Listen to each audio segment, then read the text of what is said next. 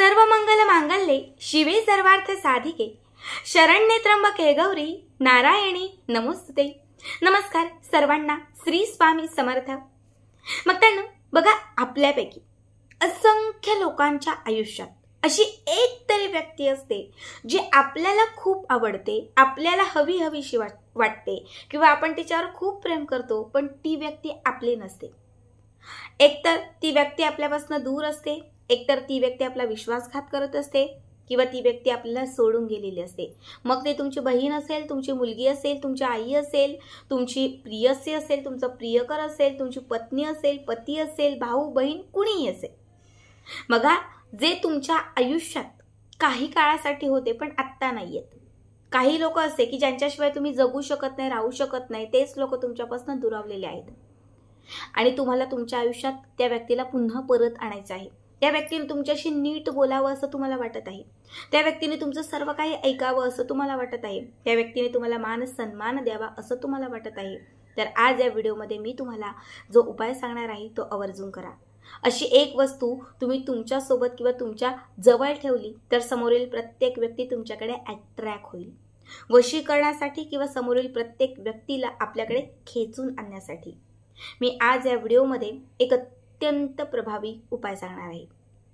बघा, आता हा उपाय फक्त तुम्हाला चांगल्याच गोष्टींसाठी करायचा आहे, विनाकारण।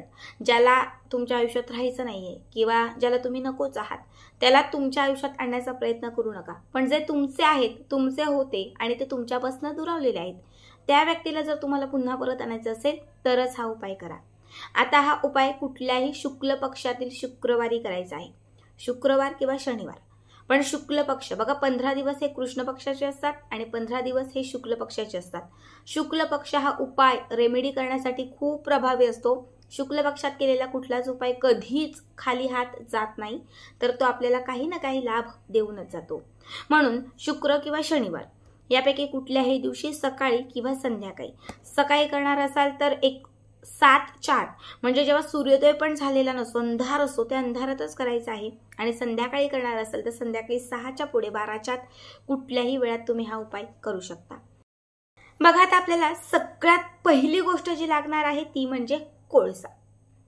मग आपण लाकडं पेटवतो, जेव्हा आपण लाकडं पेटवतो, अग्नी प्रज्वलित करतो, तेव्हा लाकडं पेटून गेल्यानंतर त्यातली ज्वाल संपल्यानंतर त्याचे कोळसे होतात। तो कोळसा किंवा जे लोक इस्त्री वगैरे करतात त्यांच्याकडे असतो तो कोळसा, कुठलाही एक कोळसा फक्त तुम्हाला घ्यायचा आहे।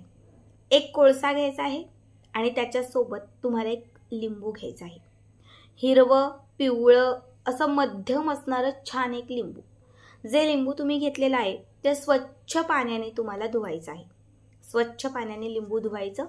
धुतल्यानंतर त्या लिंबाच्या वरती जो कोळसा घेतलेला आहे त्या कोळशाने ज्या व्यक्तीला आपल्याला अट्रॅक्ट करायचं आहे, ज्या व्यक्तीला वश करायचं आहे, त्या व्यक्तीचं नाव लिहायचं। कोळशाने लिंबावरती त्या व्यक्तीचं नाव लिहून झालं की त्याच्यानंतर आपल्याला ते जे लिंबू आहे ते काळ्या रंगाच्या कापडावर ठेवायचं आहे। छोटं काळ्या रंगाचं कापड घ्यायचं, त्या कापडावर ते लिंबू ठेवायचं। त्याच्यानंतर आपल्याला आपल्या स्वतःचे थोडेसे 1, 4, 5, 6, 7 असे केस घ्यायचे आहेत। बघा, एकदा आपण डोक्यामध्ये कंगवा फिरवला तरी बरेच केस निघून येतात, कारण बऱ्याच लोकांचे केस गळतात। आता मी तरी एकदा विंचरल्यानंतर असंख्य केस माझे गळतात। असेच तुम्ही केस विंचरत असताना खाली पडले चालतील, 5-6 केस तरी तुम्हाला तुमचे स्वतःचे घ्यायचे आहेत आणि त्या केसाने ते लिंबू बांधायचं आहे। ते लिंबू बांधायचं आहे, त्याला एक गाठ मारायची आहे। आता केस बांधलेलं हे लिंबू काळ्या रंगाच्या कापडात ठेवून त्या कापडाला सुद्धा गाठ मारायची आहे। आता ही काळ्या रंगाची तयार केलेली जी पोटली आहे ती तुम्हाला तुमच्या हातात घ्यायची। जो मंत्र सांगतीये तो मंत्र वशीकरणाचा मंत्र आहे।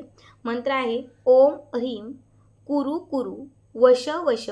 त्या व्यक्तीचं नाव घ्यायचं, ओम ह्रीम कुरु कुरु वश वश कामिनी स्वाहा।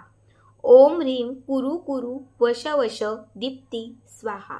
ओम ह्रीम कुरु कुरु वश वश नंदिनी स्वाहा।